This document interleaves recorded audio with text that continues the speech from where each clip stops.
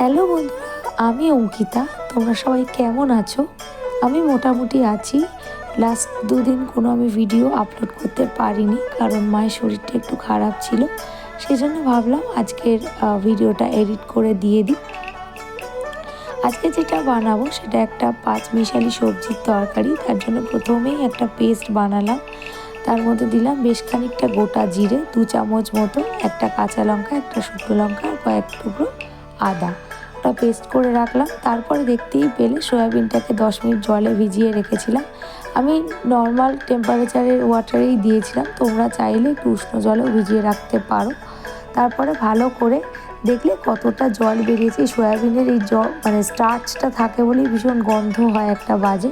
এটা একদম নিংড়ে বের করে নেবে, নিয়ে রেখে দেবে সয়াবিনটা। তারপরে একটা কড়াইতে আমি ফোড়ন দিলাম, 2 চামচ সর্ষের তেল দিলাম, তার মধ্যে 2টো তেজপাতা, 2টো শুকনো লঙ্কা মাঝখান থেকে আমি ফাটিয়ে দিয়ে দিয়েছি, আর বেশ কিছুটা 5 ফোড়ন দিয়েছিলাম, আর একটু হিং।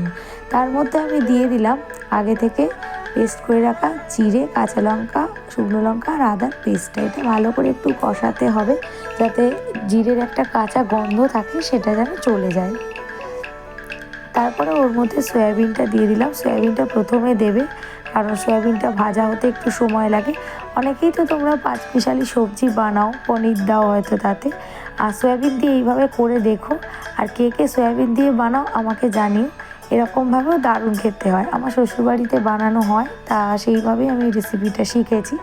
এখন আমিও আমার বাড়িতে বা শ্বশুরবাড়িতে যেখানেই থাকি না কেন বানাই।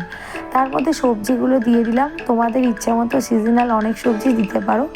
আমি ডুমো করে কেটে রাখা আলু, পটল, মিষ্টি কুমড়ো দিয়েছিলাম, আর ওর মধ্যে একটা টমেটো কুচিয়ে দিয়ে নিয়েছিলাম, আর 2টো কাঁচা লঙ্কা চিড়ে দিয়েছিলাম। আর তার মধ্যে পরিমাণ মতো লবণ, হলুদ আর ধনে গুঁড়ো দিয়ে দিলাম, আর একটু কাশ্মীরি লঙ্কা গুঁড়োও দিলাম। যেহেতু আমি কাঁচা লঙ্কা শুকনো লঙ্কা বেটে দিয়েছিলাম, তাই জন্য আমি আর কোনো ঝাল লঙ্কার গুঁড়ো দিলাম না। তোমরা যদি আরও বেশি স্পাইসি খেতে চাও তাহলে একটু ঝাল লঙ্কার গুঁড়োও দিতে পারো।